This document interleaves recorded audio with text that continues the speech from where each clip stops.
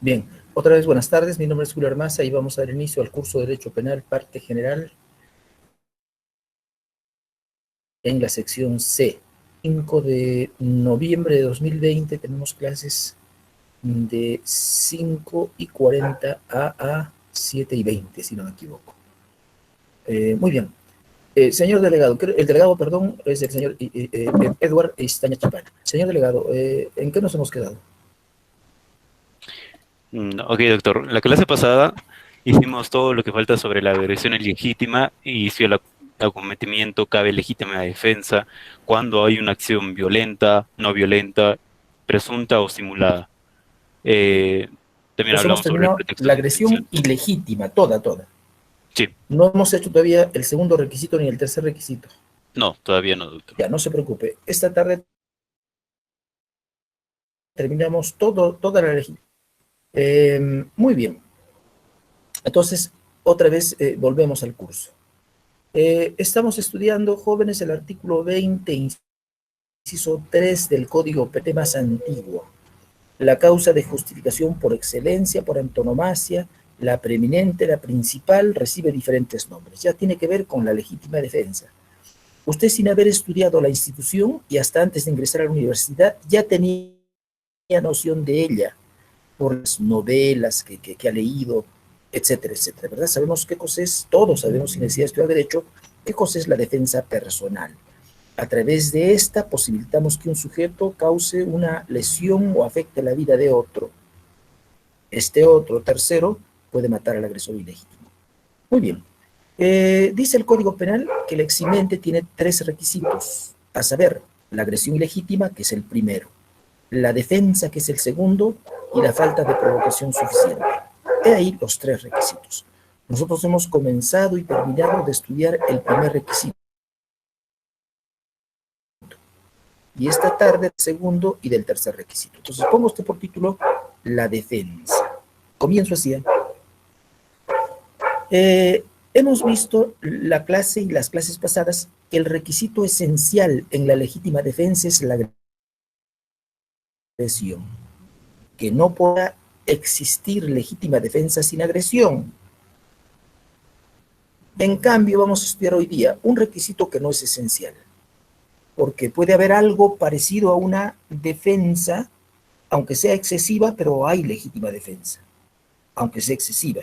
Si esta legítima defensa fuese excesiva, ya no se va a aplicar la eximente plena del artículo 20, inciso 3, sino se aplicaría la eximente semiplena del artículo 20, del artículo 21 del Código Penal. Por otro lado, mientras que la agresión es ilegítima, la defensa es legítima. Lo que va a quedar cubierto por la causa de justificación es este actuar del atacado, o sea, a través de una defensa legítima. La defensa, a diferencia de la agresión, sí es legítima, pero la agresión es ilegítima.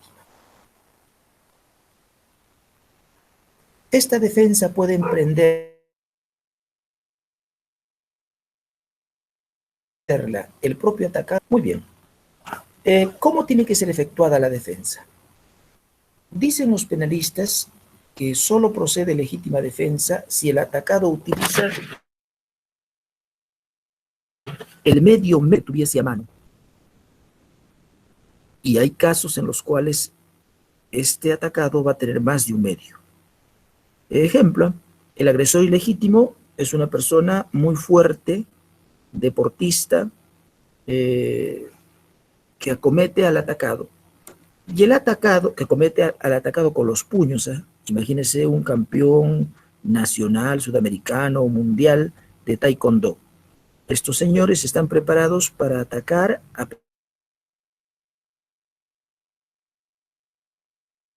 personas, no con el propósito. Entonces, él pretende atacar al señor A con los puños, y como se ha ejercitado durante su vida, tanto que sabe cómo desarmar a una persona que quiera defenderse a través del uso de un puñal, para ese agresor ilegítimo no es ningún problema el que dé ir a contraatacar a través del uso de un puñal. El agresor ataca con las manos, con los puños. Y seguramente con las piernas, porque es... En fin. Entonces, el atacado tiene también los puños para defenderse y las piernas, y también puede utilizar una daga o no, y luego posee una pistola. Entonces, tiene tres de los cuales podría valerse para repeler en legítima defensa. En primer lugar, Carol Pandia Peña es del salón. Sí, doctor. Ah, ya, lo vamos a admitir, ok, se admitió. Entonces, tiene, fíjese usted, tres medios para repeler: los puños, una daga y una pistola. Bien. Es obvio, jóvenes alumnos, que con los puños no va a poder repeler exitosamente el ataque del agresor ilegítimo. También damos por descontado que a través del uso de la daga tampoco va a ser exitosa la defensa. En este caso concreto tendrá que utilizar la pistola. Posee tres medios para repeler la agresión ilegítima, y de los tres medios, el menos lesivo y eficaz al propio tiempo solo es la pistola. El derecho penal quiere que el atacado haga uso de la legítima defensa a través de la utilización de esa arma de fuego, de la pistola. Recuerda que el fundamento de la legítima defensa es la defensa de bienes, y con sus puños el atacado no va a poder defender su vida, solo lo podrá hacer con la pistola. Muy bien. Usted me dirá, profesor, es medio complicado porque ¿qué pasaría si el atacado fuese un policía? Ah, entonces tengo que cambiar, pues mira. Si el atacado es un policía, seguramente que como tal, como está preparado también para hacer uso de los puños. Pero, profesor, es un campeón latinoamericano, campeón mundial. Ah, bueno, entonces el medio menos lesivo y al propio tiempo ineficaz es los puños. El derecho no quiere que el señor policía se defienda con los puños. Avanzo. Profesor Julio ahora tiene una daga. Ya. Si él también tiene estudios de artes marciales, también ha sido campeón latinoamericano, etcétera, etcétera, el medio menos lesivo y eficaz es la daga, porque él sí está preparado. Profesor Julio, pero es un policía que ya tiene pues 55 años, 60 años, ya está por jubilarse. Ah, no, entonces ya no, pues. Ahora, igual que usted, que cualquier particular, el medio menos lesivo que tiene es la pistola. Entonces, hay que analizar caso por caso, recomienda la doctrina, retrotrayéndose ex ante. Eso significa colocándose en la misma situación en la que se encontraba el atacado. Y desde allí ver cuál de los 3 o 4 medios que posee el atacado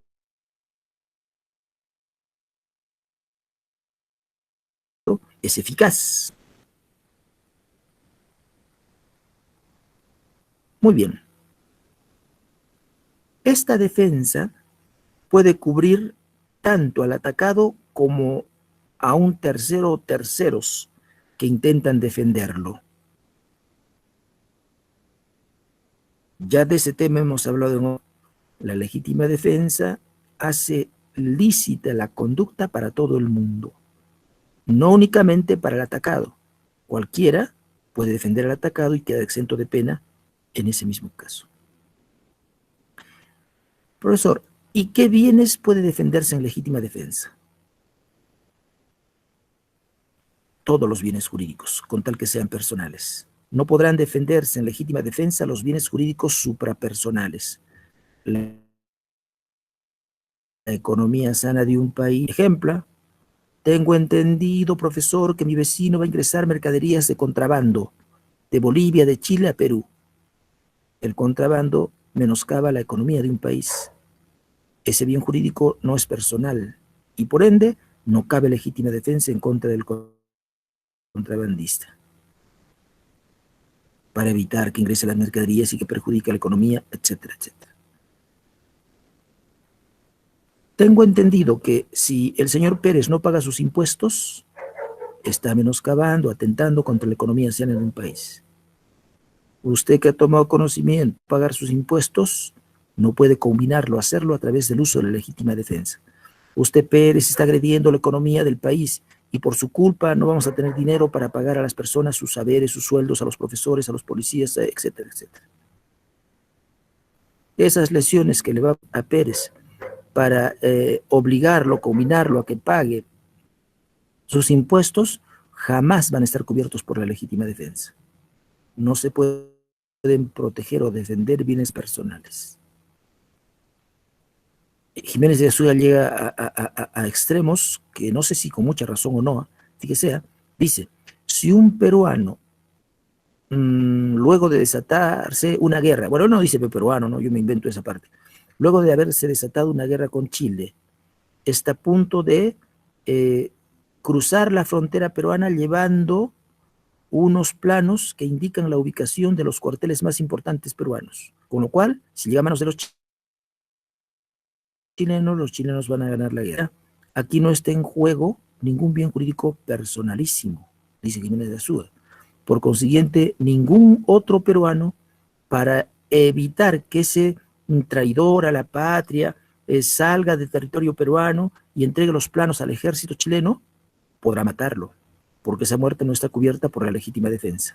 A través de la legítima defensa solo se defienden, dice, bienes jurídicos personales. Salvo una excepción, creo, y me parece haber leído esto en Zaffaroni y en Ribakova.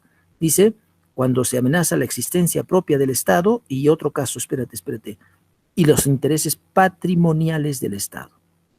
Creo que no existen más casos. Pero, ojo, habría que revisar bien esos dos casos, ¿ya? Yo he visto que con mucha contundencia, tanto Ribakova como Zaffaroni creen que sí procede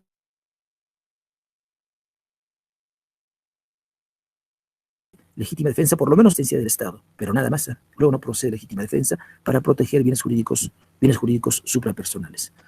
Y yo creo que es muy lógico decirlo, que no procede legítima defensa para defender algo que no sea personalísimo, porque recuerde que hasta el nombre de la institución es la defensa personal. Recuerde que ese ha sido su origen. Ha surgido la legítima defensa para defendernos personalmente de ataques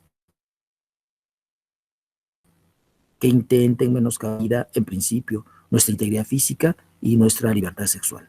Y también luego se ha extendido al patrimonio, no lo sé. Entonces, da la impresión de que no procede legítima defensa para proteger bienes jurídicos que no fuesen personalísimos. No puede lesionar a su vecino en legítima defensa ahora que ha tomado conocimiento que éste va a abandonar a su familia, ya que el delito de omisión a la asistencia familiar es un delito contra la familia. Revisa el código, se encuentra en el artículo 149, y no es un delito personal, es un delito contra algo suprapersonal como la familia. Por consiguiente, usted no podría tampoco hacer uso de la legítima defensa si se entera que su vecino va a vender drogas, porque en el lamento comunicarle, aunque no le gusten mis palabras, sí, el propio legislador ha dicho que son delitos contra la salud pública.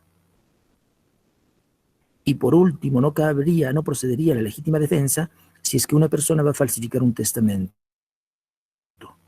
Porque en los delitos del 427 del Código Penal, ¿sí?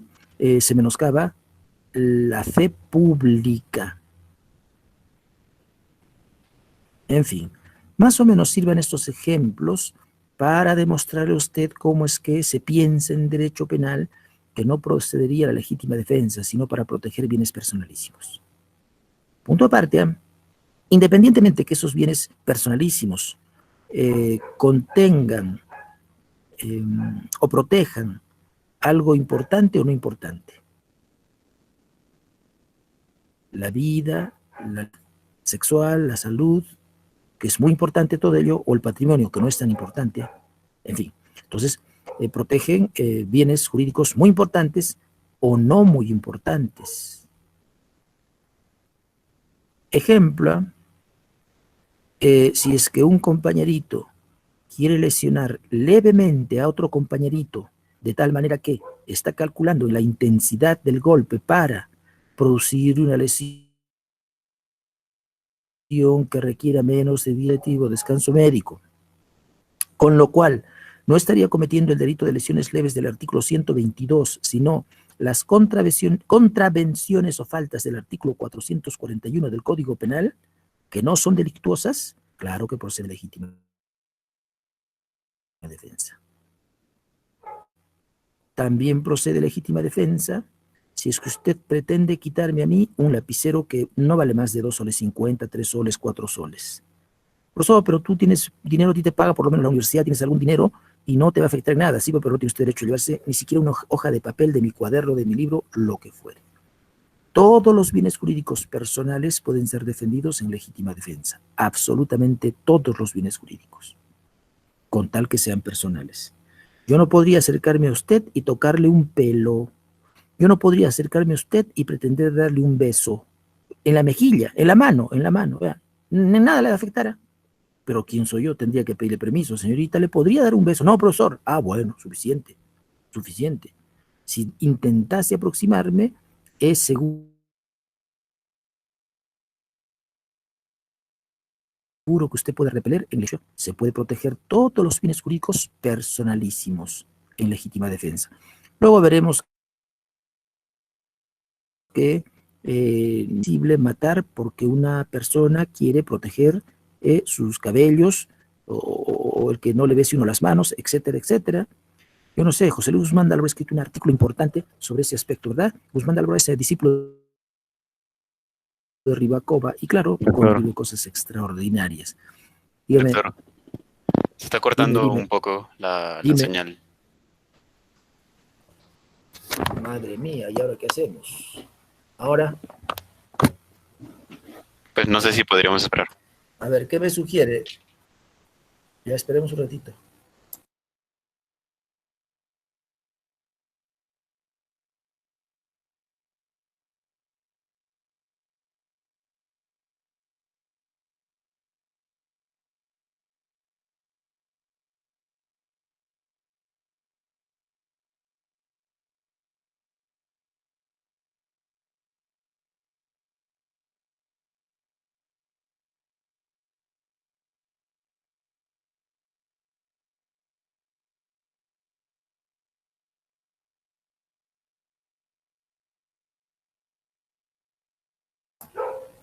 Hola, hola, ¿se escucha o sigue entrecortado? Sí, se Ya, escucha mejor.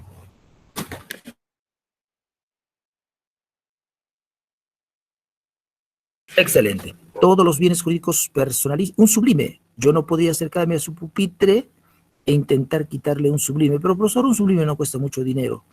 Y yo creo que la compañerita o el compañerito al cual usted intentó quitarle el sublime, porque lo conozco, tiene algún recurso, algunos recursos económicos, dado que su padre trabaja en tal lugar y no le va a venir mal tampoco que le quite usted el sublime. ¿Ah? Sí, pues, pero yo no tengo derecho a quitarle el sublime. De hecho, que puede repeler en legítima defensa para proteger el sublime. Otros dicen, es que todos, es que no es que otros dicen, es que todos los bienes jurídicos personales pueden defenderse en legítima defensa. Todos. Eh, yo no podría quitarle a un cigarrillo porque el cigarrillo tiene un valor económico y estoy ocasionando una merma aunque sea insignificante. Pero creo que sí podría repeler en legítima defensa en contra suya si está fumando en épocas de pandemia, porque sucede que usted va a exhalar el humo y contaminar el ambiente y acaso lesionar a las personas.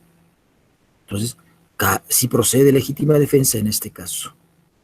Ya le dije por qué la clase pasada, porque el derecho se tiene que adecuar a la realidad y no a la realidad del derecho. Hasta antes del mes de procedía legítima defensa si un sujeto fumaba un cigarrillo. Hoy tengo que cambiar de discurso y decir que cómo no va a proceder legítima defensa. No va a ser que ese señor tenga el COVID-19 y al momento de exhalar esté contaminando el ambiente y nosotros estamos transitando por la misma vereda que transita él, por el mismo parque donde se encuentra descansando o lo que fuere. Está en el mismo cine, no lo sé. Y en el cine está fumando. Entonces yo creo que cabe legítima defensa y aquí no es que un bien poco significativo. Yo creo que acá la agresión por parte del que fuma un cigarrillo es grave, no es leve y cabe legítima defensa.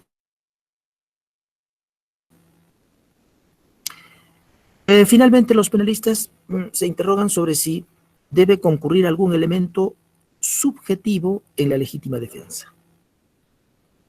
En efecto, hasta hace unos años yo leía frecuentemente al profesor Zaffaroni y Zaffaroni declaró que solo procede legítima defensa si es que la gente obra con ánimos defensionis, con ánimos defendendi. En esa misma época en que yo leía a Zaffaroni, leía a Ribakova y Ribakova decía que no procede, que sí procede que la gente no obre con ánimos defensionis. Entonces, eso me llamó la atención. Dije, ¿por qué estos dos penalistas que son admirados por mí, uno dice que sí y otro dice que no? Pasaron los años y el año 2000, Zaffaroni publica uno de los más importantes libros del derecho penal, sí, con toda seguridad el más importante del siglo XXI, que es su derecho penal parte general, y veo que cambió de opinión y dijo que ya no era necesario exigir elementos subjetivos en la legítima defensa. Muy bien. Pero si usted revisa a Welzel y a todos los discípulos de Welzel, verá que por el contrario exigen la presencia del elemento subjetivo ánimos defensiones en la legítima defensa. Me parece que todos los penalistas peruanos, pero absolutamente todos, exigen la presencia de elementos subjetivos en la legítima defensa. Muy bien. Doctor, Por lo dígame. Dígame. tengo una duda. ¿El honor es algo que se pueda defender en legítima defensa? Claro, definitivamente. Claro que sí. Mira, pero tiene usted que tener en cuenta lo siguiente. Si es que el señor A ya menoscabó su honor, ya dijo lo que tenía que decirle, un par de groserías que lo dejaron mal parado a usted en presencia de los compañeros de la clase, etcétera, etcétera, ni usted ni nadie en legítima defensa, porque el fundamento de la legítima defensa es la defensa de bienes jurídicos, y el señor ya terminó de hablar, acá ya no estamos defendiendo nada. Eso se llama venganza, y hay que distinguir la legítima defensa de la venganza, son cosas totalmente diferentes, no hay ni siquiera relación entre una y otra. Primer caso. Va usted a distinguir eso de aquel otro caso en el cual este señor sigue profiriendo cosas de honor, para exagerar ya, y en público. Entonces, él no para de decir de usted esto, aquello y lo otro. Si en ese preciso momento usted o un compañerito suyo lesiona al que está injuriándolo, esas lesiones de hecho quedan cubiertas por la legítima defensa. No tenga duda, joven alumno. Todos los bienes jurídicos son defendibles en legítima defensa. El honor es un bien jurídico personal, no suprapersonal. Mire, yo creo que en el 90% de casos, ¿ya? ¿Por qué? Porque luego, hace años que yo defiendo la teoría y he perdido, 2 veces he intentado ganar un juicio y he perdido, le aviso. Me acuerdo que este rector, ya no es rector ahora ya, de la Universidad de San Agustín,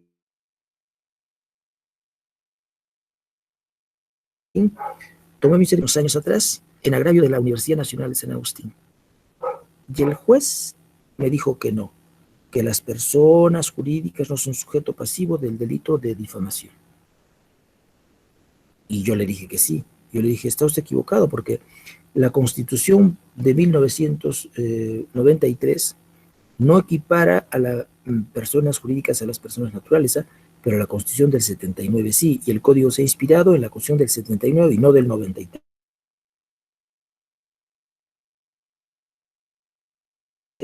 Y por lo tanto, si yo comenzase a hablar mal de la San Agustín e indicar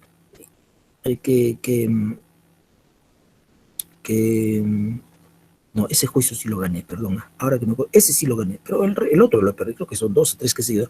Este que lo estoy contando ahorita sí lo gané, pero es una excepción, es raro, uno tiene que perderle, no sé cómo gané. ¿Qué pasó? Que era un ex profesor de la Universidad de San Agustín.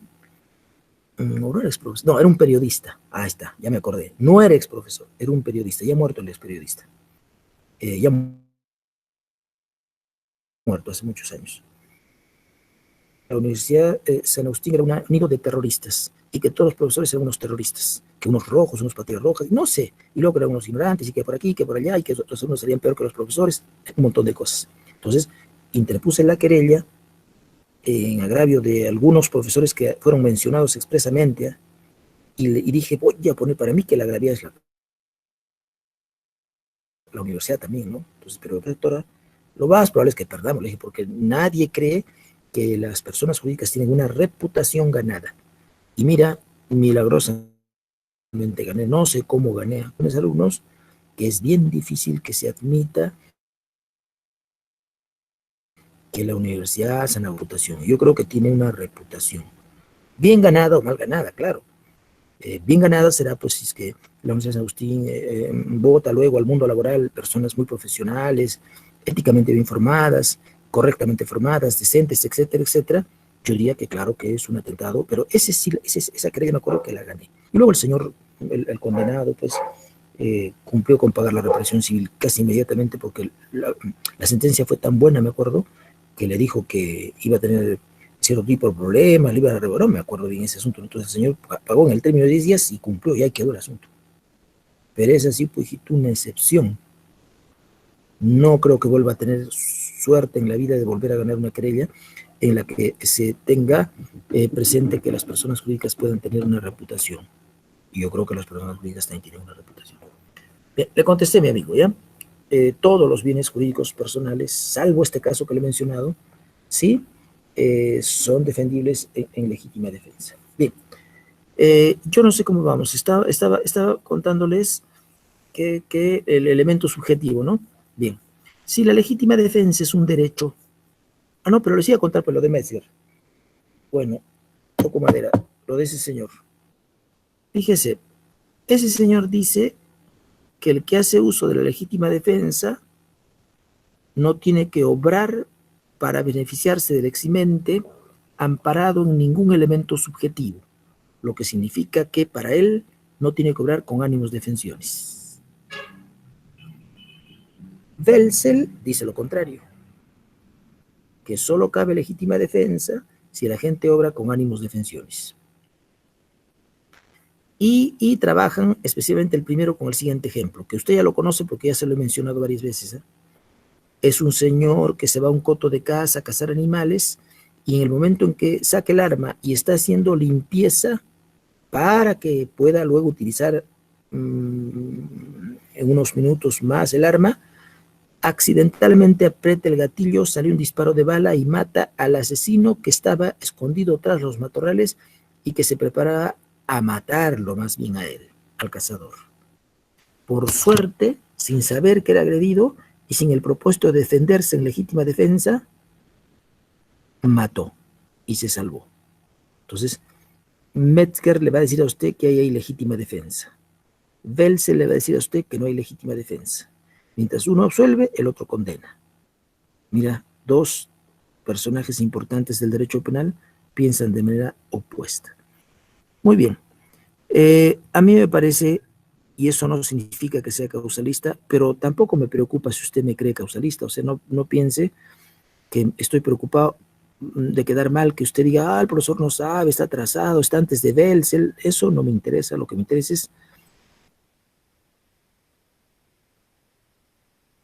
trabajar correctamente, luego usted escoja qué le parece correcto y qué no le parece correcto. Mira, con riesgo a quedar mala, yo digo que no es necesario seguir elementos subjetivos en la legítima defensa, porque para ejercer un derecho no se requiere conocer absolutamente nada, ni actuar en consonancia con ese conocimiento. Ejemplo, mi padre trabaja como jardinero en la Universidad Nacional de San Agustín. No ha podido ser otra cosa mejor que jardinero, porque en primer lugar ser jardinero es una carrera, una profesión muy bonita, claro, pero es modesta. No ha podido ser otra cosa porque no se ha esforzado, porque no ha estudiado, no se ha exigido, o simple y llanamente porque sus circunstancias le han impedido que pueda estudiar. Ha sido muy pobre, mucho sufrimiento, el padre no lo ha apoyado, no lo sé. Y como no ha estudiado ni siquiera la primaria, es una persona totalmente ignorante. Apenas lee el periódico. Y como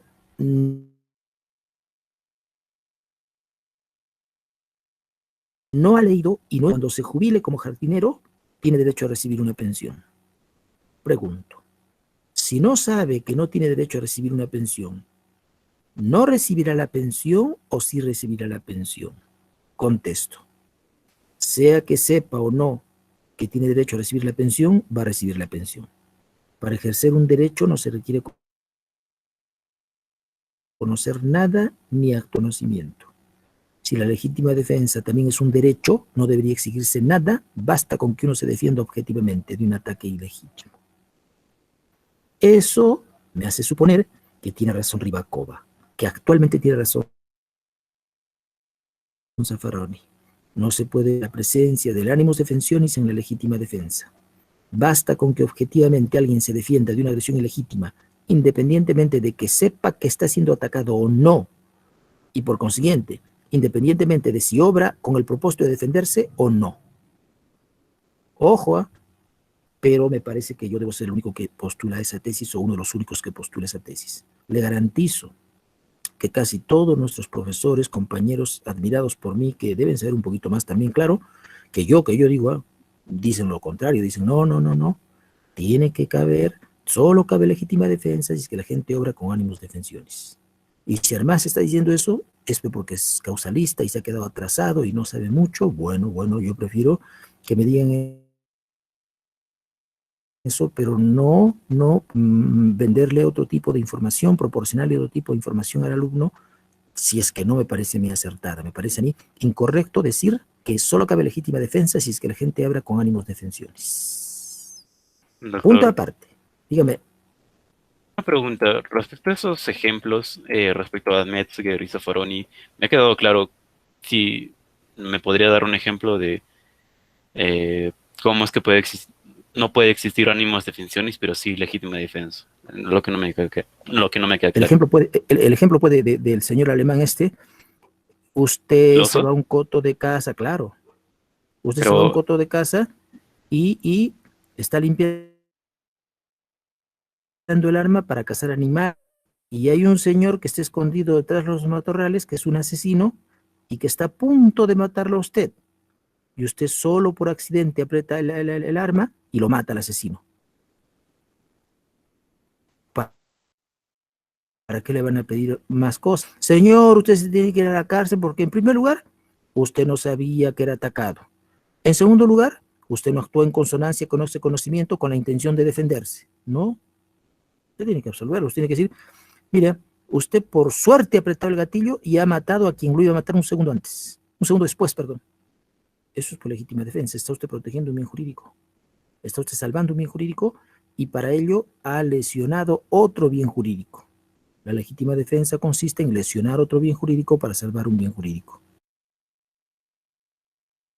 Me he equivocado. La legítima defensa consiste en menoscabar un bien jurídico de una persona que acomete ilegítimamente para salvar un bien jurídico, el del cazador. Y nada más, creo. Eso es lo que le decía Edward. Ok, doctor, gracias. Es que todavía me sigue pareciendo que punto aparte. Puede ser un delito. No hay problema, no. Tú, por eso, enhorabuena. Si a nadie he convencido o a pocos, enhorabuena. El profesor también tiene que crear dudas. Yo no creo que sea un buen profesor. Y yo, si estoy creando dudas en Edward, enhorabuena. El profesor está discutible, está dudoso. Bueno, no lo sé. Para mí que no hay delito. Además, otros le van a decir, la mayoría puede decir que sí hay delito. Otros le van a decir, no, acá, ¿cómo no va a haber delito? Acá hay delito. Pues claro, porque están exigiendo el ánimo de defensiones. Yo ya no exijo el ánimo de defensiones. Vea usted cómo maneja pues la información que yo le estoy proporcionando. Ya utilícela como mejor le convenza a usted, le parezca, con tal que contribuya todo ello en su formación. Punto aparte. Otros penalistas, ahora el grupo de penalistas que exige elementos subjetivos, ya por ejemplo, aunque no debo citar nombres, pero hay uno que estudió en Alemania, no le voy a dar el nombre, y a España, es español, ¿verdad? Él, por ejemplo, tiene escritas páginas interesantes sobre la legítima defensa. Yo recuerdo que de muy muchacho las leía, porque he aprendido muchísimo de él, pero muchísimo. Bien, este profesor español que está vivo dice, incluso es posible discutir sobre si puede concurrir en el agente la intención de defenderse en legítima defensa y además obrar con odio, por venganza, por rencor, por lo que fuere. Claro, él es más o menos, yo sé quién es su profesor, pero claro, desciende académicamente, no directa, pero indirectamente de Welser. Entonces, él es uno de los primeros finalistas españoles. Si es así, es lógico que él exija se obre con la intención de defenderse, con ánimos defensiones. Pero él va más allá porque dice, pero no solo él, otros hablan del mismo tema. Dice, pero es que también podrían concurrir otros elementos. Por ejemplo, si el atacado se defiende en legítima defensa, debe hacerlo con la intención de defenderse, aunque luego obre por odio, por venganza o lo que fuere. El odio, la venganza, no enturbia el ánimos defensiones. Basta con que la gente obre con ánimos defensiones, aunque sea puede hacerlo con gusto, puede matar con gusto, puede decir, enhorabuena, que es mi enemigo el que está aquí. Como realmente quiero defenderme en legítima defensa, voy a matarlo con la intención de defenderme en legítima defensa, pero voy a disfrutar su muerte porque precisamente está muriendo mi enemigo, a quien odio, etcétera, etcétera. Entonces, estos autores incluso se interrogan respecto de la posibilidad de que puedan concurrir junto a este móvil otros motivos diferentes. Distíngalos de lo que se llama el pretextus defensionis. Distinga esto de aquellos casos en los que la gente preordena los hechos para que precisamente su enemigo lo acometa, lo agrede ilegítimamente y bajo el pretexto de que se está defendiendo en legítima defensa lo mate. No, eso no es legítima defensa. Eso sí que no es legítima defensa. Como cuando yo le digo a Edward, claro, yo le digo a Edward porque quiero matar a Ticonamita. Por eso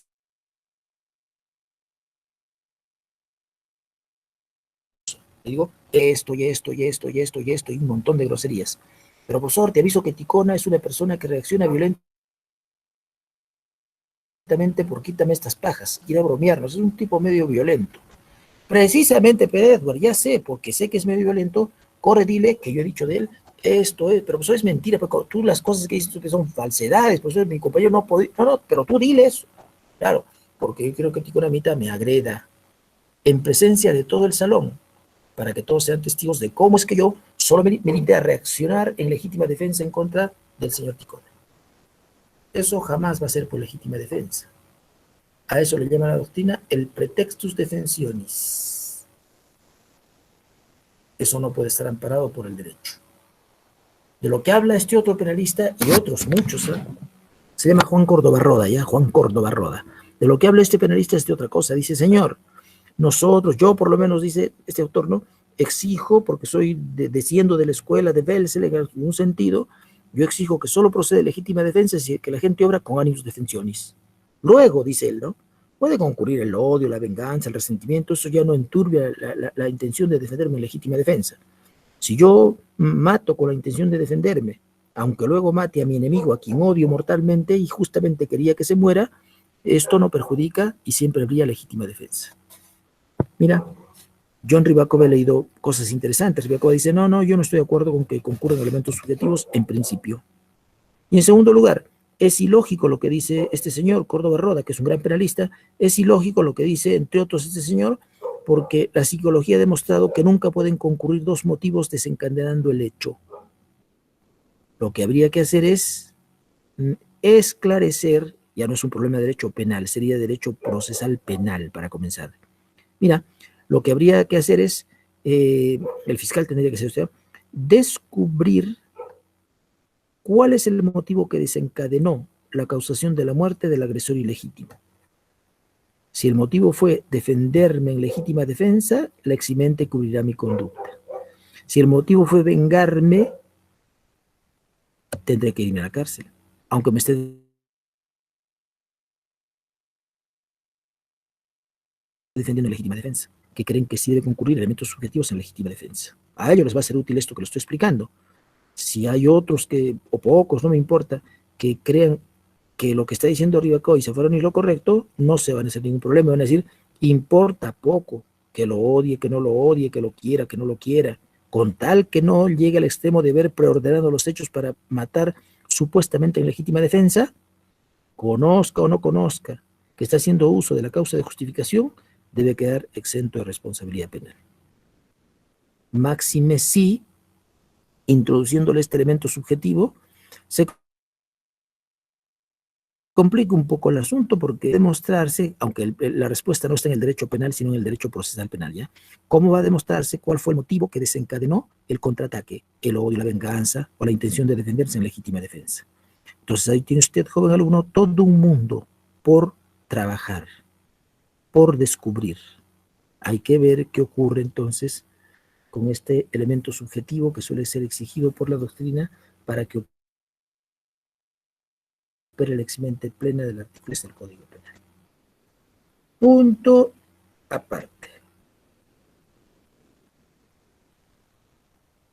¿Y qué bienes?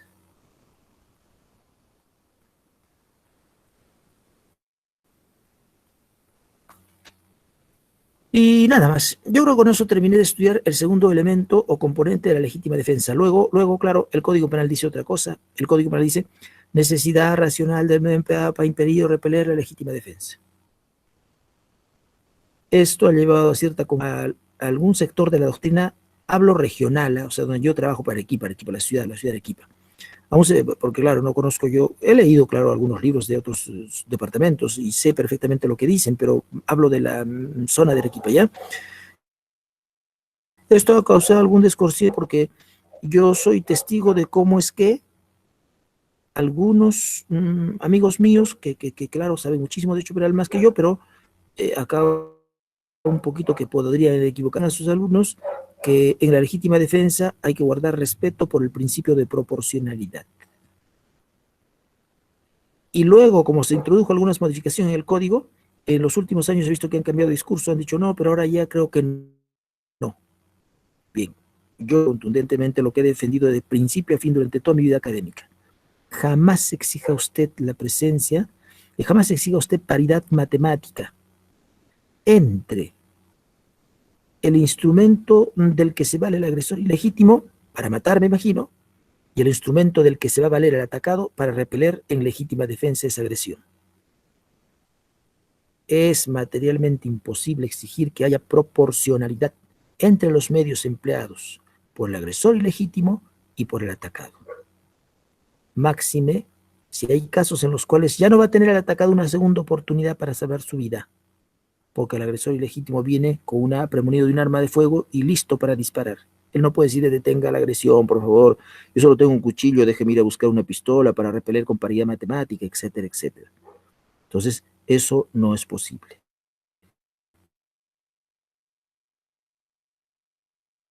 El principio de una legítima defensa. Ah, bueno, pero sí que la defensa sea racional, que es otra cosa. Me explico. Y acá voy a citar a Guzmán Dálvora, discípulo de Ribakova. El ejemplo creo que es de Metzger, claro, pero lo desarrolla luego últimamente Guzmán Dálvora. Mira, pero lo que no se podría tolerar que, en el ejemplo académico que pone el primer autor que mencioné, el anciano inválido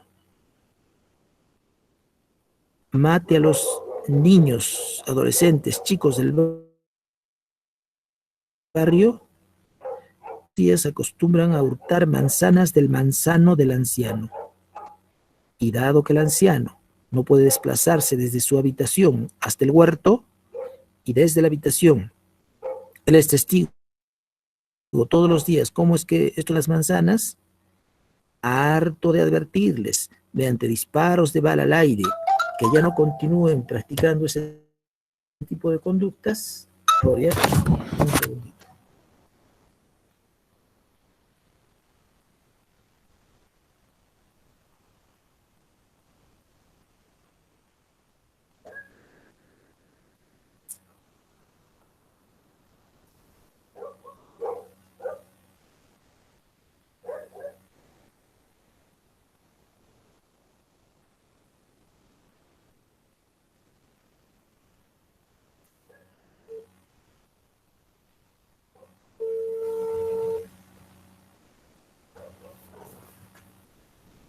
Danielita, ¿Aló? dime, ¿qué novedad tiene usted? Doctor, ¿sabe qué? Bueno, renuncié. Ah, bueno, ya ni qué hacer, pues ya renunció usted, Bueno, no hay nada que hacer. sí, Ya, no te sí, pero preocupes. todavía se quedaron pendientes. O sea, se quedó pendiente usted, Sí, pero se quedó su tema ahí sobre ya. la mesa. ¿Qué me Tiene que recomiendas? hablar. ¿Qué me recomiendas? ¿Qué puedo hacer? Yo voy a hablar, doctor, Ya, porque me está pidiendo mis honorarios y por ese ojalá lado voy a decir que me den respuesta. me consigas alguna... Es cuestión que envíe una carta, nomás que me den las ideas y se acabó. Sí, ¿Sí? ahora sí. No, o sea, no es tanto eso. Me parece que él va a ser por llamada telefónica, solamente lo indicar, porque usted presentó su ficha. Sí, pero no, recién he presentado ayer otro. ¿No Pues, llegó a presentar? no, te la di a ti, pues, yo quiero una para mí, pero yo he presentado otra ayer, mía. ¿Me puede mandar usted el cargo, doctor? Ya, ahorita salgo de clases y te lo envío. Sí. Doctor, pero yo me estoy llamando por otro tema más. Dime. Pero Doctor, ¿cuánto tiempo usted? ahorita Por no, favor, Danielita, para ver. salgo a las... hoy día tengo clase para esta a las 7:10, 7:15, con el mayor de los gustos, Danielita, ¿sí? Ya, está bien. ¿Ya? Ya.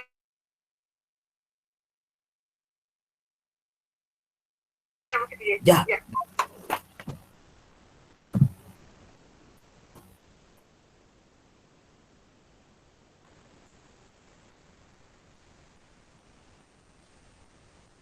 Hola, hola.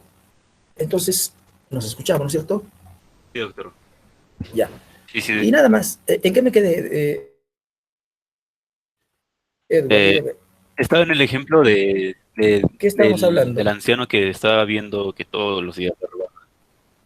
Ah, claro. Mira, lea usted, yo les recomiendo una lectura, mejor. Mire, todas las cosas que yo digo no son tan sólidas como leer pues al propio autor. Yo le recomiendo que lea José Luis Guzmán D'Albora. Yo tengo el libro, si puedo, pues ya hasta lo fotocopiaré y lo subiré al aula virtual porque es muy extraordinaria esta lectura. Yo le pido permiso a Guzmán, que es muy amigo mío, para difundir pues su pensamiento. Mira, él tiene un trabajo en el que se indica que tiene que existir pues, límites éticos, morales en la legítima defensa. Que no puede el Estado fomentar la conducta de este anciano, que no puede desplazarse de su habitación al jardín para impedir que los jóvenes estos estén robando o hurtando, se dice no robando, se dice hurtando las manzanas del manzano. Entonces, como no puede hacerlo y ya ha disparado al aire, siguen hurtando, bueno, no le queda otra alternativa, es el único medio que tiene para impedir el hurto de las manzanas, que matarlos, y los mata. Mira, Guzmán va a decir, eso será pues en otras épocas. Hoy parece que tiene que existir moderacio en la legítima defensa. Eso tiene que moderarse. No puede concederse límites irracionales al sujeto que hace uso del eximente. Yo me imagino que el anciano lo que tendría que hacer es disparar al aire. Yo me imagino que lo que el anciano tendría que hacer es disparar cerca del huerto, pero de ninguna manera parece que sería lícito que mate a esos jóvenes para proteger las manzanas. Es irracional que para proteger unas manzanas se mate a una persona, aunque se trate de un agresor ilegítimo. Pero pues nunca va a proteger por las manzanas porque finalmente no va a poder matar. Bueno, ya le di el pensamiento de ese autor. Ese autor se muestra renuente a que pueda proceder la legítima defensa en este caso. ¿Qué le está indicando? Que tiene que haber pues cierto respeto por el principio de racionalidad, la razón de primera ahí, no la proporcionalidad. Ahí me quedé ya. Les prometo, ojalá que lo logre, les enviaré pues alguna información de este autor para que completen vuestra formación. Y nada más, con eso terminé el segundo requisito. Si no hay preguntas, nos vamos al tercer requisito. Fíjese, el tercer requisito se llama Doctor, dígame, Julio César, dime. bien, doctor. Respecto a la legítima defensa respecto al honor, me surgió ¿qué pasa si, por ejemplo, Edward me está insultando y yo me paro para ir a bofetearlo para que se calle? Pero justo veo que me acerco y levanto mi puño para golpearlo y se calla. Después yo digo, bueno, ya se cayó. regreso a mi sitio y él sigue y empieza a volver a insultarme. Me acerco, levanto mi puño y de nuevo se calla. Y así Pero se cayó por acción del golpe. Es que no te estoy Ya, entendiendo, doctor, mire. Julio César. ¿Se cae las dos veces porque tú lo has golpeado o se ha resbalado? Ah, No no, ya, entiendo. mire. Se cayó, es caerse, o sea, solito No, se a cae. callar de ya no Ah, se hablar. cayó, de callarse, Ajá, de sí. O sea, Edward callarse. está. Ajá, Ah, le voy a hacer una pregunta privada. Primero le voy a hacer una pregunta privada. ¿Puedo hacerle una pregunta privada? sí, doctor, normal. Ya. ¿Usted dónde nació? En Arequipa. No creo. ¿Ah? Los arequipeños decimos se la calle, la lluvia, hablamos con ella, los tallarines, el llanto, la llama. Entonces, como ustedes hablan pues con Y, yo no me ubico, pues, ¿no? Yo no me ubico. Cuando ustedes hablan con Y, ¿se está diciendo se calle o se calle? Ya, un poco que me confundo ahí, ¿ya? Entonces, ahora ya entendí, pues, ¿no? Se cayó, con ella, pues se cayó, se cayó. Ya está, entendí. Repítame el ejemplo, Julio. Bien, doctor. Estamos en clases y de pronto escucho a Edward proferirme insultos a mi persona. Yo me ¿Ya? indigno, me levanto y veo que sigue insultándome y alzo mi puño para golpearlo. Edward, al ver que estoy a punto de golpearle, ya deja de insultarme. Y yo digo, bueno, Ya. ya, dejó de insultarme, me regreso a mi sitio. Y justo me estoy regresando y de nuevo empieza a insultarme. Yo de nuevo me levanto, alzo mi puño para Ya. golpearlo y de nuevo deja de insultarme. Y así repetidas veces. Sí. En ese sentido, Entendí. Claro, claro, le entendí. Profesor Julio, la tercera vez ya no soy un tonto. Yo sé que si me acerco se va a callar, porque va a esperar que yo repito, esté tranquilamente escuchando las clases, o bueno, si delante del profesor no va a ser, no, estamos en la hora de recreo, de asueto, y él va a seguir insultándome. Yo que le he enseñado a Julio César, yo le he dicho que cabe legítima defensa frente a peligros actuales, pero también frente a peligros inminentes. El peligro actual es el que ya se desencadenó. El peligro inminente es el que está por desencadenarse. Si usted echó la prueba 2 veces de levantarse para lesionar a Edward, que está faltando el respeto, y él astutamente se ha callado, es seguro que en la tercera oportunidad le está esperando que usted se siente para volver a proferir este tipo de injurias. Creo que cabe legítima defensa. Usted en la tercera ocasión ya no retroceda. En la tercera ocasión, dele pues una lección para que el Señor no vuelva a eso se llama legítima defensa, para que el Señor no vuelva a hablar mal de usted. De hecho, que cabe legítima defensa en el ejemplo que usted ha planteado. ¿Algo más, amigos? gracias por la aclaración, doctor. Bien. Punto aparte. Tercer requisito. Falta de provocación suficiente. Bien. Solo es cuestión de revisar el Código Penal tipo para Latinoamérica y los diversos proyectos y códigos penales latinoamericanos, que son muchísimos, de los años 70 y 80 del siglo pasado.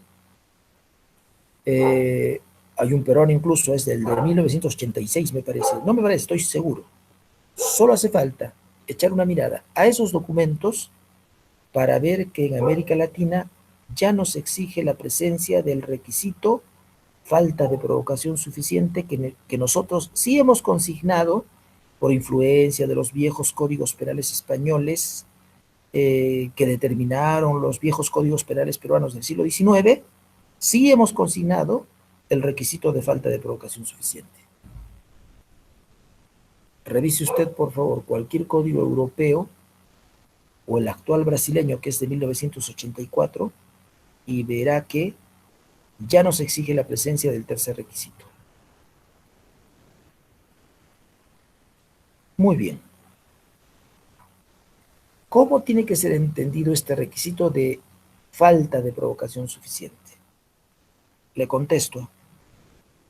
Aquí sí que va a ser bien difícil que me entienda usted si no se concentra.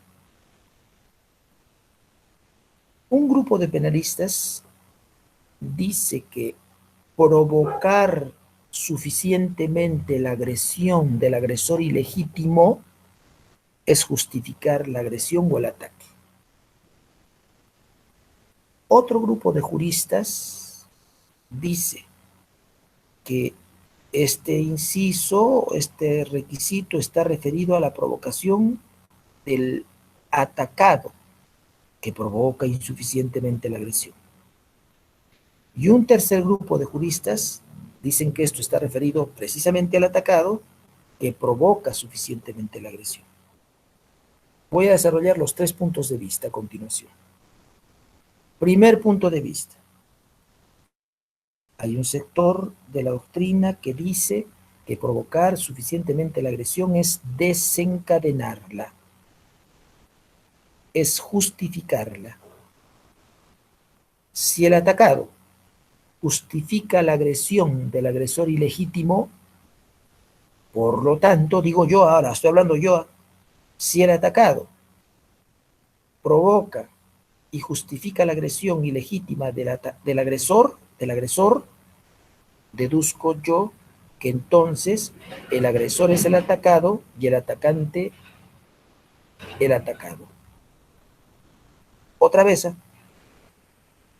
hay un sector de la doctrina que dice que el tercer requisito del artículo 20, inciso 3 del Código Penal tiene que ser entendido así. El atacado tiene que provocar suficientemente la agresión del agresor ilegítimo. Y esto se da cuando la agresión se justifica. Eso dicen, ahora voy a hablar yo voy a comentar. Si eso es así, está mal, pues. Si eso es así, entonces las cosas son, pues, terribles. ¿Por qué? Porque si el atacado ha justificado la agresión del agresor ilegítimo, el atacante es el verdadero atacado y el atacado es el verdadero agresor. ¿Por qué, profesor? Porque la base es que, de este argumento es que el atacado justifique la agresión del atacante. Y si es lícito atacar, justifica.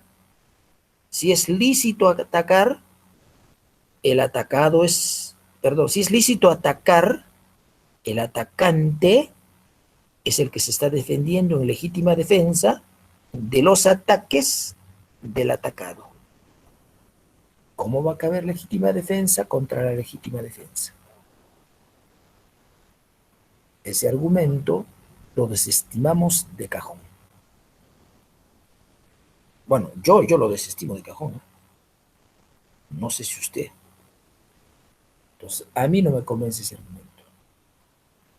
Por el requisito de falta de provocación suficiente, no deberíamos entender que provocar es justificar el ataque, porque te metes en un problema que luego no vas a poder resolverlo, y va a resultar que el agresor es el atacado y el atacado es el atacante. Esa no es la idea, eso no quiere decir el código. Punto aparte. Otro penalista peruano, lo he leído, pues yo los he leído, mira, dice otra cosa. Dice, no vamos a seguir ese criterio. Aquí, lo que no tiene que hacer el atacado es provocar insuficientemente la agresión. Se acabó, eso dice. Ahora hablo yo, contesto. Entonces está mal, pues también eso, así no puede ser. Porque yo digo que si te provoco insuficientemente, no pierdo el derecho a defenderme en legítima defensa. Suelo poner en clase este ejemplo porque, claro, me veo cara a cara con los alumnos. El señor Edward, el próximo año, se va a sentar en el pupitre, seguramente en el primer salón frente al profesor. Mientras yo esté hablando, voy a ir construyendo con los papeles de los cuadernos o del cuaderno que suelo llevar a clases y de la hoja que siempre suelo destruir por nervios, ¿sí? Unas bolitas de papel insignificantes. Y mientras voy exponiendo, voy lanzando al pupitre de Edward estos papelitos, de tal manera que le impido tomar apuntes en su cuaderno de notas. Y él lo único que hace es pues, coger las bolitas y las echa al suelo, las desvía o se las guarda, pero en fin, no lo dejo pues escribir, no lo dejo apuntar. Y cada que voy a dictar el curso, esa es una práctica para mí cotidiana. Como estoy provocando insuficientemente la agresión, podrá Edward matarme en legítima defensa y yo estar impedido de defenderme, podrá Edward matarme, perdón, podrá Edward agredirme, y yo repeler en legítima defensa, contesto, sí, claro que sí, porque la provocación mía como atacado del agresor ilegítimo Edward es una provocación insuficiente. Y si la provocación es insuficiente, el atacado provocador no pierde el derecho a defenderse en legítima defensa. El atacado provocador perderá derecho a defenderse en legítima defensa cuando la provocación es suficiente, pero no como dice este penalista, cuando la provocación es insuficiente. Si yo provoco insuficientemente a Edward y él me acomete, él me ataca, yo todavía tengo derecho a defenderme en legítima defensa. Por consiguiente, así tampoco tiene que ser entendida la eximente.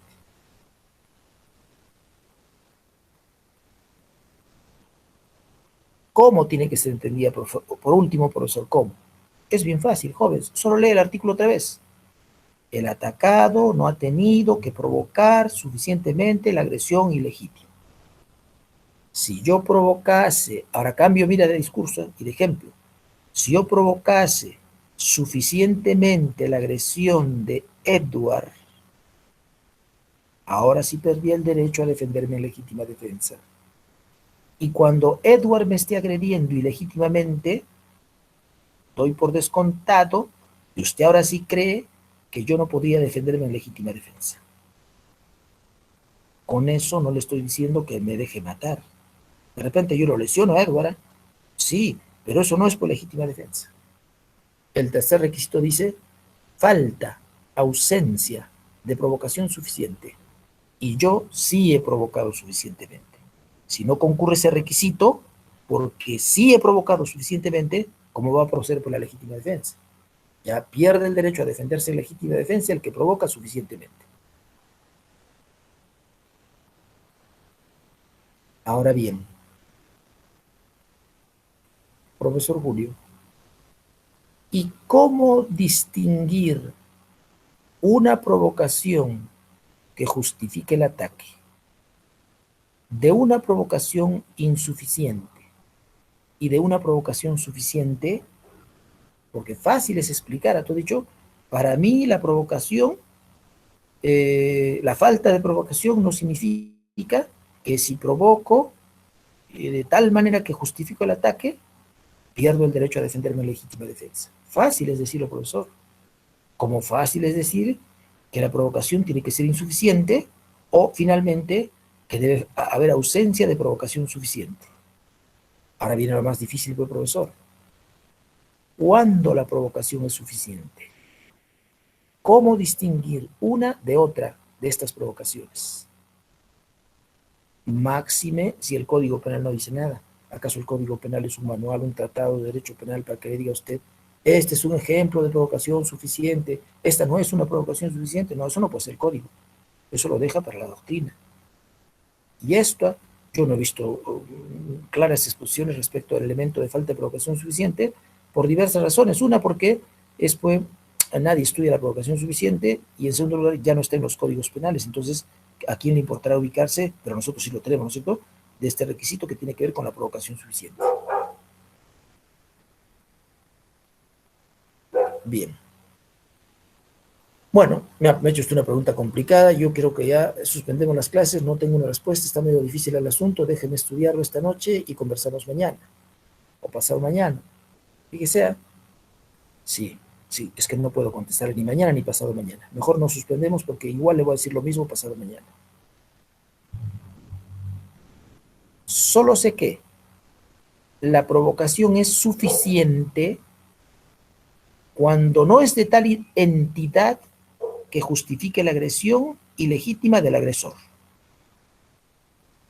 Que la provocación es suficiente cuando no sea insuficiente. Por consiguiente, solo es provocar suficientemente a través de la realización de una conducta no constitutiva de una agresión ilegítima por la parte superior y por la parte inferior, a condición de que no sea considerada como una provocación insuficiente. Entre esos dos límites oscila o se ubica la provocación suficiente. Fíjate, es bien complicado. Quizá por eso los códigos penales han suprimido este requisito, porque ha conducido a una serie de confusiones y los profesores no podemos explicar en qué consiste realmente esta falta de provocación suficiente. Ahí terminamos. Solo entendemos un poco, como yo creo un poco, pero luego no podemos ni poner un ejemplo. No sé, pues no sé. Por lo menos yo sé que lanzar papelitos mientras expongo al pupitre de Edward solo es una provocación insuficiente. Y por ende, si Edward se pone de pie y me quiere atacar, yo todavía tengo derecho a defenderme en legítima defensa. Edward, ¿cómo va a atacar al profesor que está explicando? Aunque le está lanzando los papelitos. Lo que Edward tiene que hacer es sentarse en otro lugar y punto. Se irá por el fondo, en la fila de atrás, en la última fila, ¿verdad? En la última carpeta y desee escuchará si quiere apuntar. Ojo, que si yo lo sigo, no, ya no es una provocación insuficiente. Ya se convierte en una provocación suficiente. Ahora, si pierdo el derecho a defenderme en legítima defensa, y si no le estoy lanzando papelitos, si no le estoy lanzando sustancias tóxicas, venenosas, etcétera, etcétera, esa provocación ya no es provocación, es una agresión ilegítima, respecto de la cual cabe legítima defensa.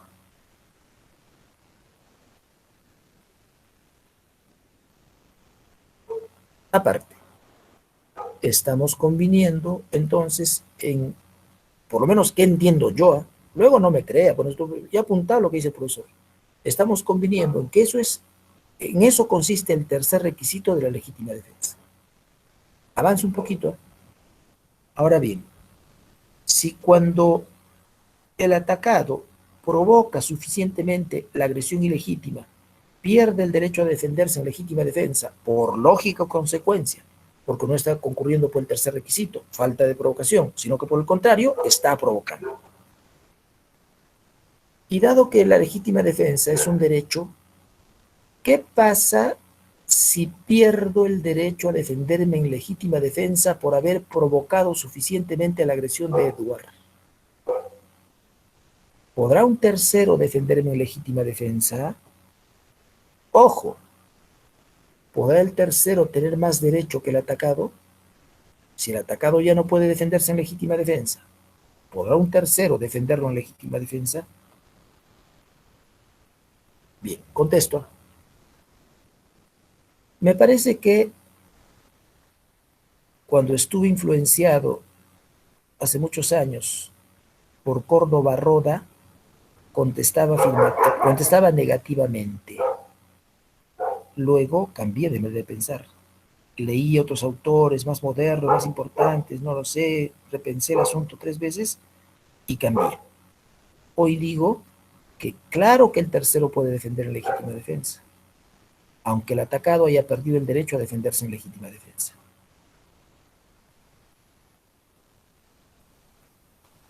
Profesor Julio, ¿y por qué dices eso? ¿Te tenemos que creer o es una reflexión seria? ¿Tiene fundamento? Sí, tiene fundamento. La ley. A ver, lee bien la letra C, dice, falta de provocación suficiente del que hace la defensa. Si yo he provocado suficientemente la agresión de Edward y perdí por ello del derecho a defenderme en legítima defensa, y un tercero que no ha provocado quiere defenderme en legítima defensa, la ley dice que puede defenderme en legítima defensa. Yo no me daba cuenta en esa época, por seguir a Córdoba Roda, te aviso, yo no me daba cuenta por qué es que tenía que perder el derecho a defenderme en legítima defensa el tercero. Luego ya me di cuenta y dije, no, pero qué, y ya escribí incluso la monología, Pero luego pues, saqué otra edición y dije, no, me equivoqué acá, estoy equivocado, no, eso no es así, etcétera, etcétera. Hoy pienso, y ya sin posibilidad de cambiar seguramente, pienso que si el atacado pierde el derecho a defenderse en legítima defensa, igual un tercero puede defenderlo en legítima defensa. Por lo menos en Perú, ¿eh? Que tenemos el requisito de falta de provocación suficiente. Y en el que expresamente no solo dice eso, dice falta de provocación suficiente del que hace uso de la legítima defensa. San se acabó. Punto aparte. Y es que no podría el derecho haber adoptado una tesis distinta. Y es que hay personas que tienen que hacer uso de la legítima defensa. Ejemplo, es el hijo que provoca suficientemente la agresión ilegítima. Y Edward está a punto de matarlo. Y es el padre o la madre que lamentablemente, a pesar del error en que ha incurrido el hijo, no pueden cruzarse de brazos y ser testigos de cómo es que Edward lo mata o lo lesiona o lo que fuera. Ese señor, ese padre, tendrá que reaccionar de alguna manera para impedir que maten a su hijo. Entonces no se va a poder impedir, pero no solo por eso, la ley ha sido clara, pero habrá casos también en los cuales una persona no va a querer permanecer cruzada de brazos. Yo ataco a la señorita Valesca, ¿sí? Y su novio no va a permanecer. Valesca me provoca suficientemente a mí y pierde derechos a defenderse en legítima defensa y yo la ataco. Y está su novio. Mire, el novio en la vida va a permitir porque la mate. Por el amor que le profesa, por lo que fuere, dirá, no, yo lamentablemente, aunque mi novio haya perdido el derecho a defenderse en legítima defensa, yo la voy a defender y voy a matar masa porque es la única forma de impedir que éste la mate a ella. Bien, y nada más. Con eso, mis amigos, he terminado de analizar todos los requisitos de la legítima defensa. Yo creo, hasta aquí ya tenemos clases, Edward.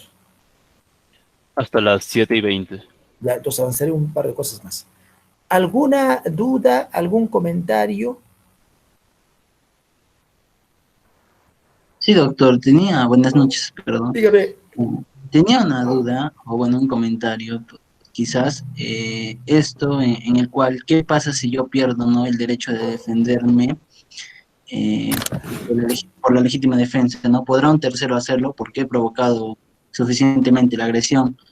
Yo también creo que sí, doctor, porque como se nos explicó también, no es necesario que este tercero conozca que yo he perdido Excelente, tal. excelente. Como siempre, sus intervenciones son pues brillantes, ¿no es cierto? Mira lo que está diciendo. Perdón. Antes de, le interrumpo, antes de que continúe usted. Arián me dice, profesor, no solo por eso, cuidado. Luego sucede que si quieres ser coherente con las cosas que nos estás enseñando, no olvides, recuerda, profesor, que ya has dicho que no deben concurrir elementos subjetivos. Entonces, importa poco si el tercero que te defiende sabe o no sabe que tú has provocado suficientemente la agresión y por ende, si has perdido o no el derecho a defenderte en legítima defensa. Edward. Sí, doctor. Ya. El joven Araujo tiene 20 en la evaluación continua de la segunda fase, por favor. Hágame recuerdo y harían que se preocupe de hacerle recuerdo a él, porque no es que yo sea malo y que me olvide, es que me olvido, hijito. Pese a que en este momento ya estoy tomando nota, ¿no? Pero usted tiene la obligación, Edward, y él también pues tiene la obligación de recordárselo a usted, ¿no es cierto? Usted, Edward, tiene la obligación de tomar nota que ya está exonerado en la segunda evaluación continua por esa extraordinaria intervención de vuestro compañerito. Bien, y nada más, yo creo que lo que ha dicho Edward ya explica, pues, mejor que lo que yo puedo explicar ese tema. Bien, ¿algo más? Bien, cambiemos de tema. Con eso, mis amigos, ya terminé de analizar todos los elementos, los requisitos de la legítima defensa. Doctor, Dígame.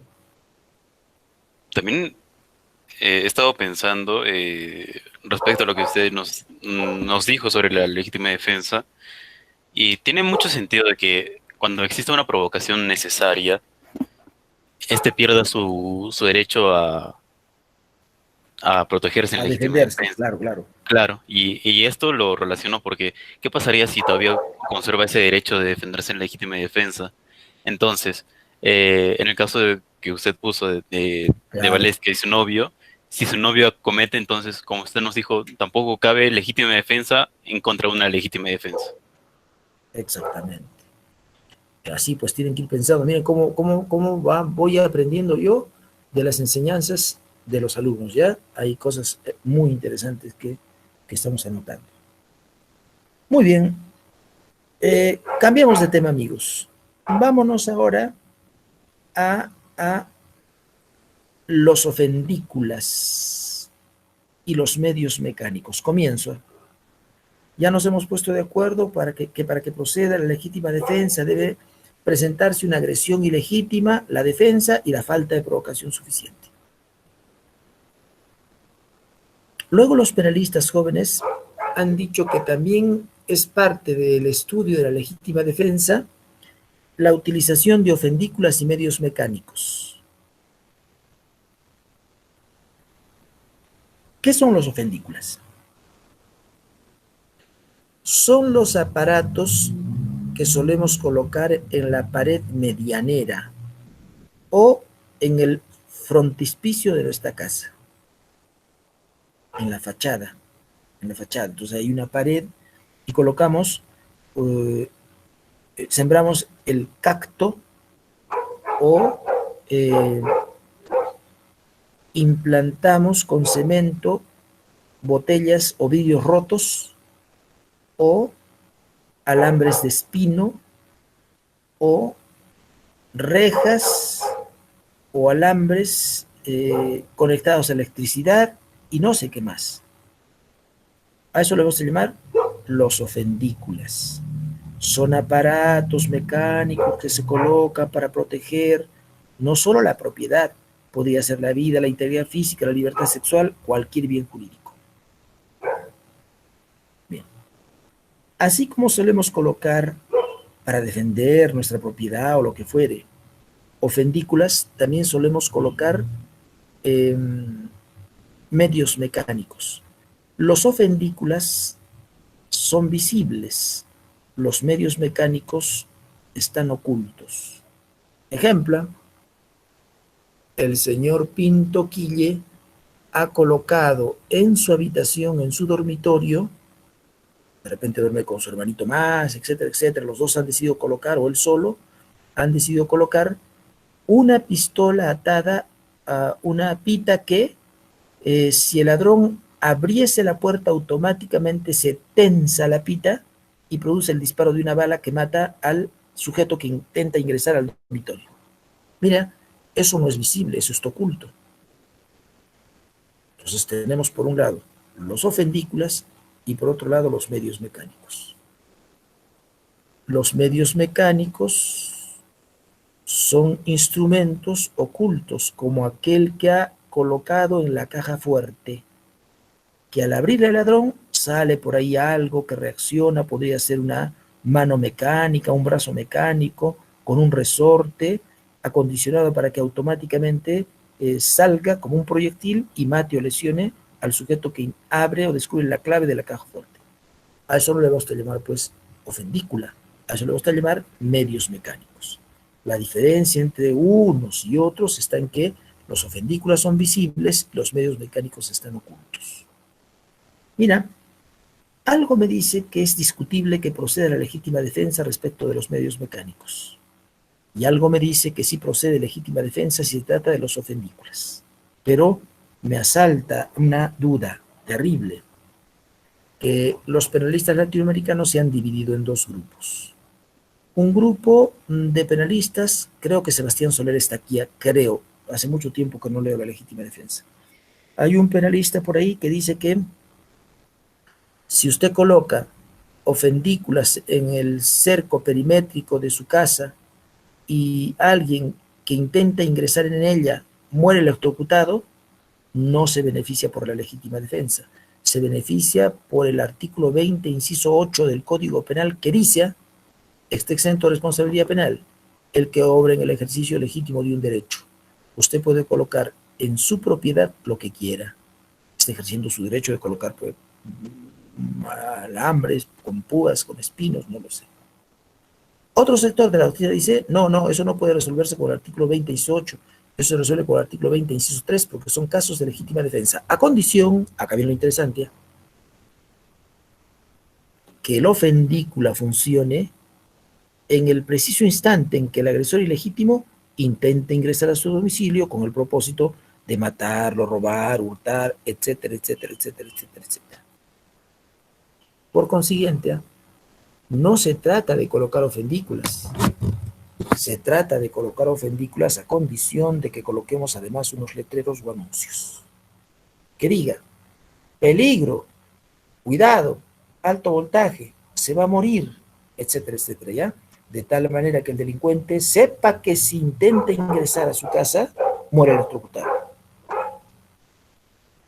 Primer requisito. No, profesor, pero nosotros en casa hemos colocado porque todos los vecinos tienen. Bueno, todos ustedes son unos irresponsables. Porque no vaya a ser que intente ingresar a su domicilio un ebrio que por confusión crea que está ingresando a su casa.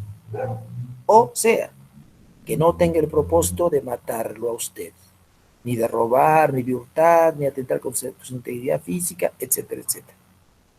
Recuerde que el fundamento de la legítima defensa es la defensa de bienes jurídicos.